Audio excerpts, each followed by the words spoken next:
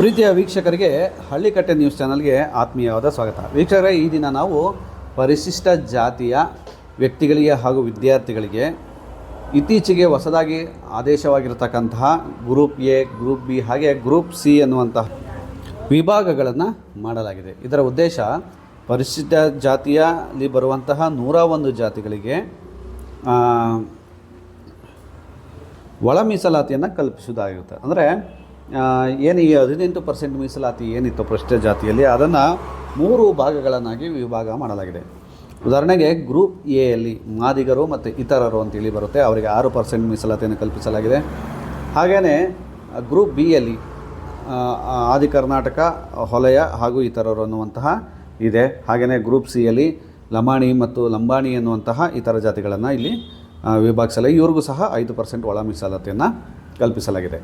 ಸಾಮಾನ್ಯವಾಗಿ ಪರಿಶಿಷ್ಟ ಜಾತಿಯ ವ್ಯಕ್ತಿಗಳು ಹಾಗೂ ವಿದ್ಯಾರ್ಥಿಗಳಿಗೆ ಏನಾಗಿರುತ್ತಪ್ಪ ಅಂದರೆ ಆಜೀವ ಒಂದು ಪ್ರಮಾಣ ಪತ್ರವನ್ನು ವಿತರಿಸಲಾಗಿರುತ್ತೆ, ಅಂದರೆ ಲೈಫ್ ಟೈಮ್ ಸರ್ಟಿಫಿಕೇಟ್ನ ವಿತರಿಸಲಾಗಿರುತ್ತೆ. ಆದರೂ ಸಹ ಈ ಹೊಸ ಆದೇಶದ ಅನ್ವಯ ಏನಾಗಿದೆ ಅಂದರೆ ಪರಿಶಿಷ್ಟ ಜಾತಿಯ ವಿದ್ಯಾರ್ಥಿಗಳು ಅಥವಾ ವ್ಯಕ್ತಿಗಳು ಏನು ಮಾಡ್ತಾರೆ, ತಮ್ಮ ಸರ್ಕಾರಿ ನೌಕರಿಯನ್ನು ಪಡೆಯುವ ಸಲುವಾಗಿ ಅಥವಾ ವಿದ್ಯಾರ್ಥಿಗಳು CET ಮುಂತಾದ ಇತರ ಸ್ಪರ್ಧಾತ್ಮಕ ಪರೀಕ್ಷೆಗಳನ್ನ ಬರೆಯುವ ಸಲುವಾಗಿ ಏನಾಗಿರುತ್ತೆ, ಜಾತಿ ಪ್ರಮಾಣ ಪತ್ರವನ್ನು ಸಲ್ಲಿಸಬೇಕಾಗಿರುತ್ತೆ.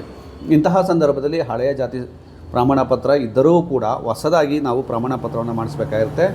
ಅದರಲ್ಲಿ ಪರ್ಟಿಕ್ಯುಲರ್ ಆಗಿ ಪರಿಶಿಷ್ಟ ಜಾತಿಗಳು ಆದಿ ಕರ್ನಾಟಕ ಬ್ರಾಕೆಟಲ್ಲಿ ಗ್ರೂಪ್ ಬಿ ಅಂತೇಳಿ ಮೆನ್ಷನ್ ಮಾಡಿ, ಹೊಲೆಯ ಮತ್ತು ಇತರರು ಅಂತಿರುತ್ತೆ, ಆ ಇತರ ಉಪಜಾತಿಗಳು ಯಾವ್ಯಾವ ಇದೆಯೋ ಅದನ್ನು ನೀವು ಒಂದ್ಸಲ ನೋಡ್ಕೊಂಡು ಆ ಪ್ರಮಾಣ ಪತ್ರದಲ್ಲಿ ನೀವು ಮೆನ್ಷನ್ ಮಾಡಿಸ್ಕೊಬೇಕಾಗಿರುತ್ತೆ. ಹಾಗೆಯೇ ಗ್ರೂಪ್ ಎ, ಗ್ರೂಪ್ ಬಿ ಹಾಗೂ ಗ್ರೂಪ್ ಸಿ ಈ 3 ವಿಭಾಗಗಳಲ್ಲೂ ತಮ್ಮ ಮೂಲ ಜಾತಿಯನ್ನು ನೀವು ಗುರುತಿಸಿ ಪ್ರಮಾಣ ಪತ್ರದಲ್ಲಿ ಅದನ್ನು ಮೆನ್ಷನ್ ಮಾಡಿಸಿ ನೀವು ಒಳ ಮೀಸಲಾತಿಯನ್ನು ಪಡೆಯುವ ಸಲುವಾಗಿ ಸರ್ಕಾರಕ್ಕೆ ಸ್ಪರ್ಧಾತ್ಮಕ ಪರೀಕ್ಷೆ ಇರ್ಬೋದು ಅಥವಾ ಸರ್ಕಾರಿ ನೌಕರಿಯನ್ನು ಪಡೆಯೋದಾಗಿರ್ಬೋದು, ಯಾವುದೇ ರೀತಿಯಾದಂತಹ ಸಂದರ್ಭದಲ್ಲೂ ಸಹ ನೀವು ಈ ಹೊಸದಾಗಿ ಮುದ್ರಿಸಲಾಗ್ತಿರುವಂತಹ ಪ್ರಮಾಣ ಪತ್ರವನ್ನು ನೀವು ಪಡೆದುಕೊಳ್ಳಬೇಕಾಗಿರುತ್ತೆ. ಇದರಿಂದ ನಿಮಗೇನು ಉಪಯೋಗ ಅಂತಂದರೆ ಪರಿಶಿಷ್ಟ ಜಾತಿಯಲ್ಲಿ ಬರುವಂತಹ 101 ಜಾತಿಗಳಲ್ಲಿ ಒಳ ಮೀಸಲಾತಿ ಇರೋದರಿಂದ ಗ್ರೂಪ್ ಎಗೆ 6%, ಗ್ರೂಪ್ ಬಿಗೆ 6%, ಹಾಗೆ ಗ್ರೂಪ್ ಸಿಯಲ್ಲಿ ಬರುವಂತಹ ಜಾತಿಗಳಿಗೆ 5% ಒಳ ಮೀಸಲಾತಿಯನ್ನು ಕಲ್ಪಿಸಲಾಗಿದೆ.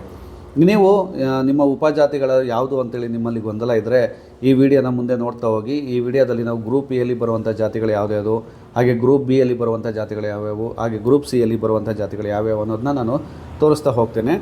ಇದನ್ನು ನೋಡಿಕೊಂಡು ನೀವು ನಿಮ್ಮ ಉಪಜಾತಿಯನ್ನು ಅಲ್ಲಿ ಒಂದು ಜಾತಿ ಪ್ರಮಾಣ ಪತ್ರದಲ್ಲಿ ಮೆನ್ಷನ್ ಮಾಡಿಸ್ಕೊಳ್ಳಿ. ಹಾಗೆ ನಿಮಗೆ ನೀಡಲಾಗಿರುವಂತಹ ಒಳ ಮೀಸಲಾತಿಯನ್ನು ಪಡೆದುಕೊಳ್ಳಬೇಕಾಗಿ ಈ ಮೂಲಕ ನಾನು ನಿಮ್ಮಲ್ಲಿ ಕೇಳ್ಕೊತಿದ್ದೀನಿ.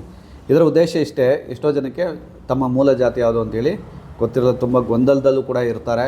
ಈಗ ಹೊಸದ ಆದೇಶದ ಅನ್ವಯ ಪ್ರಮಾಣ ಪತ್ರದಲ್ಲಿ ಪರಿಶಿಷ್ಟ ಜಾತಿಗಳು ಆದಿ ಕರ್ನಾಟಕ ಮತ್ತು ಅದರಲ್ಲಿ ಬರುವಂಥ ಮೂಲ ಜಾತಿ ಯಾವುದು ಇರುತ್ತೆ ಅದು ಮೆನ್ಷನ್ ಮಾಡಬೇಕು. ಇಲ್ಲ ಪರಿಶಿಷ್ಟ ಜಾತಿಗಳು ಆದಿ ದ್ರಾವಿಡ ಅದರಲ್ಲಿ ಬರುವಂಥ ಮೂಲ ಜಾತಿಗಳು ಇರುವಂಥದ್ದನ್ನ ನೀವು ಮೆನ್ಷನ್ ಮಾಡಿಸ್ಕೊಂಡು ಇಟ್ಕೋಬೇಕಾಗುತ್ತೆ. ಇದರಿಂದ ನಿಮಗೆ ಕಾಲಕಾಲಕ್ಕೆ ನೀಡಲಾಗುವಂತಹ ಏನು ಸರ್ಕಾರದ ಸ್ಕೀಮ್ಗಳಾಗಿರ್ಬೋದು ಅಥವಾ ಲೋನ್ ಆಪರ್ಚುನಿಟೀಸ್ಗಳಿರ್ಬೋದು ಅಥವಾ ಎಕ್ಸಾಮ್ಸ್ಗಳು ಕೊಡ್ಬೋದು, ಕಾಂಪಿಟೇಟಿವ್ ಎಕ್ಸಾಮ್ ಬರೀಬೋದು, ಗೌರ್ಮೆಂಟ್ ಜಾಬ್ ಎಲ್ಲದಕ್ಕೂ ಸಹ ಅನುಕೂಲ ಆಗುವಂಥದ್ದು ಆಗುತ್ತೆ. ಈ ಮುಂದಿನ ವೀಡಿಯೋದಲ್ಲಿ ನಿಮ್ಮ ಜಾತಿಯ ಮುಂದೆ ಉಪಜಾತಿಗಳು ಯಾವ್ಯಾವು ಅಂತ ಬರ್ತಾ ಹೋಗುತ್ತೆ. ಆ ವಿಡಿಯೋನ ಕಂಪ್ಲೀಟಾಗಿ ನೋಡಿ.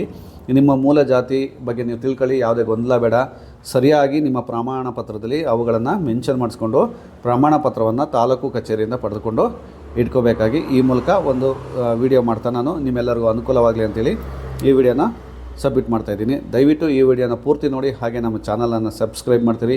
ಹೀಗೆ ಹೆಚ್ಚು ವಿಷಯಗಳನ್ನ ನಿಮಗೆ ನಾನು ಶೇರ್ ಮಾಡ್ತಾ ಇರ್ತೀನಿ. ನೀವು ಕೂಡ ಈ ವಿಡಿಯೋ ನೋಡಿದ್ಮೇಲೆ ಉಪಯುಕ್ತ ಅನಿಸಿದ್ರೆ ಈ ಒಂದು ವಿಡಿಯೋನ ನೀವು ನಿಮ್ಮ ಇತರ ಫ್ರೆಂಡ್ಸ್ಗಳಿಗೆ ಶೇರ್ ಮಾಡಿ ಅಂತೇಳಿ ನಾನು ಕೇಳ್ಕೊಡ್ತೀನಿ. ಧನ್ಯವಾದಗಳು.